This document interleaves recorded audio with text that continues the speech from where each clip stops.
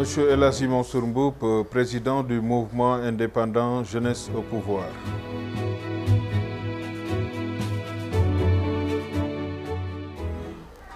Un mouvement politique indépendant, et n'est-ce pas, qui vise la souveraineté économique ainsi que l'autodétermination politique de l'Afrique. C'est un mouvement qui a été fondé depuis juillet 2015 et qui, plus de 50 années d'une malgouvernance politicienne marquée par des scandales de toutes sortes et qui finalement est marquée par une paralysie à tous les niveaux de notre vie socio-économique. Dans l'éducation, la santé, l'agriculture, aucun secteur de l'économie en dehors des services sous le contrôle de multinationales n'est épargné par cette malgouvernance d'une classe politicienne qui a fini de montrer ses limites. Le mouvement Jeunesse au pouvoir part d'un postulat de base. Tout a été déjà dit et que par conséquent, il n'y a plus de temps à perdre. Nous invitons les Sénégalais à se mettre au travail. Il n'y a pas de secret. Tous les continents du monde se sont développés, à l'exception de notre cher continent, l'Afrique, qui est le continent le plus riche et qui est le berceau de la civilisation universelle.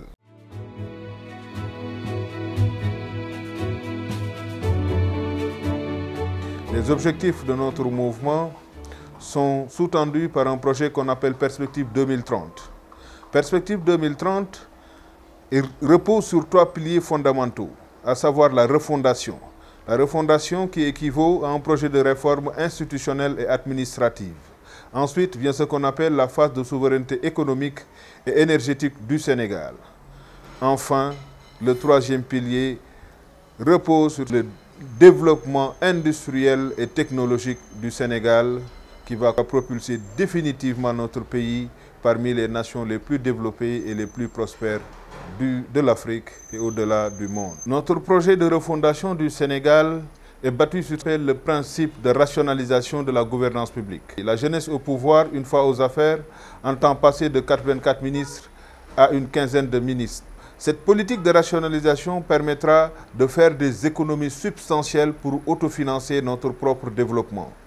Le budget du ministère de l'Environnement sera financé par les entreprises extractives qui engendrent une pollution qui, à long terme, finit par dégrader notre environnement. Le budget de la justice sera financé par la corporation qui est le pouvoir judiciaire, car désormais au Sénégal, toutes les décisions judiciaires qui engendrent des dommages et intérêts seront imposées et fiscalisées. Les fonds politiques seront supprimés, les fonds communs et autres fonds secrets seront supprimés. Une autre agence aussi chargée de la gestion du patrimoine commun sera mise en place pour combattre la corruption au niveau de l'appareil d'État. Ceci participera à la dépolitisation de l'administration sénégalaise en proie à une corruption inégalable. Voilà, chers compatriotes, quelques actions que nous comptons mettre en place pour pouvoir rendre beaucoup plus efficace l'action du gouvernement pour le bien-être des populations. Nous comptons rendre l'argent du peuple au peuple. Les deniers publics ne doivent pas servir à nantir une classe de privilégiés, mais plutôt à alléger les souffrances du peuple et à les émanciper de l'ignorance et de la promiscuité. Voilà, en somme, quelques points sur lesquels j'aimerais développer. Dans la rationalisation du nombre de régions qui passera de 14 à 6, nous aurons le nord. Saint-Louis et Matam constitueront ce qu'on appelle le pôle agrotouristique. Au sud, la Casamance sera érigée en capitale économique du Sénégal et aura le statut de zone touristique du fait de la diversité de ses paysages. Dakar et Thiès constitueront la capitale politique et administrative du Sénégal, Tamba et Matam le pôle minier et l'agropôle Est.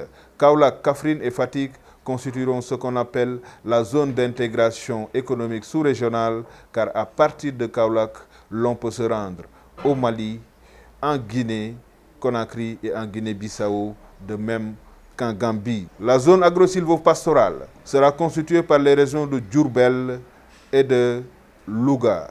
Zone très propice à l'élevage et à l'agriculture fourragère, ce qui permettra à notre pays d'être indépendant en matière d'approvisionnement de bétail. La dépendance à la Mauritanie et au Mali pour l'approvisionnement des Sénégalais en moutons de Tabaski sera totalement réglée et notre pays aura les moyens de se doter des ressources animales nécessaires pour sa souveraineté alimentaire. Notre projet de souveraineté économique, nous mettrons en place la Banque nationale du Sénégal ou la BNS. Notre pays ne saurait jouir d'un budget de 3 700 milliards et ne pas disposer d'une banque souveraine. Les structures de microfinance seront regroupées autour de la Banque populaire. Nous mettrons en place également la DB ou bien la Diaspora Bank. Les Sénégalais de l'extérieur seront désormais actionnaires dans toutes les entreprises nationales. SDE, qui vient récemment d'être aliéné à Suez, sera vendu aux Sénégalais de l'extérieur, ce qui leur permettra de jouir des bénéfices engendrés par la société nationale. Au-delà de cela, l'industrialisation du Sénégal est un pilier indispensable si nous aspirons au développement et à la souveraineté économique, car les produits de notre agriculture doivent être transformés localement. Nous mettrons en place des brasseries. Au nord, nous mettrons l'usine de riz du Nord qui aura une capacité de production de 24 000 tonnes par heure. Au sud, il en sera de même car la Casamance offre des conditions propices à la riziculture. Une industrie et une usine de riz au sud permettra de produire également 24 000 tonnes de riz par jour, ce qui va promouvoir l'emploi au niveau de la Casamance. Nous comptons dans cette belle région apporter le développement comme alternative à plus de 30 années d'une guerre fratricide qui voit des Sénégalais tuer des Sénégalais. Il faut qu'on y mette un terme et qu'on y remédie urgemment. À l'est, nous mettrons une industrie textile, car à Tamba, nous allons mettre des fabriques de tissus, des usines de confection, car le Sénégal doit être en mesure d'habiller son peuple. Ceci est quelque chose de fondamental. Voilà, pour résumer, urgence de nous lever et de nous adresser au peuple sénégalais et au-delà au peuple africain, de se lever pour prendre son destin en main. Au Sénégal, nous avons expérimenté plus de 40 années d'un socialisme stérile et d'un libéralisme qui est marqué par la corruption et des scandales de toutes sortes. Donc, nous avons choisi l'afrocratie comme doctrine politique, qui est une doctrine totalement nouvelle, prônée par la jeunesse au pouvoir et qui vise l'autodétermination politique et la souveraineté économique de l'Afrique, sans lesquelles le développement ne sera pour nous qu'illusion et utopie. Le moment est venu pour nous, Africains, de nous inspirer de nos propres valeurs, de nos propres ressources humaines et matérielles pour promouvoir le développement de notre continent. À cet effet, nous lançons un appel solennel aux Sénégalais de l'intérieur et de l'extérieur pour se mobiliser pour enfin consacrer l'avènement du peuple au pouvoir en 2019. Les élections présidentielles à venir ne sont pas les élections des politiques, mais plutôt les élections du peuple.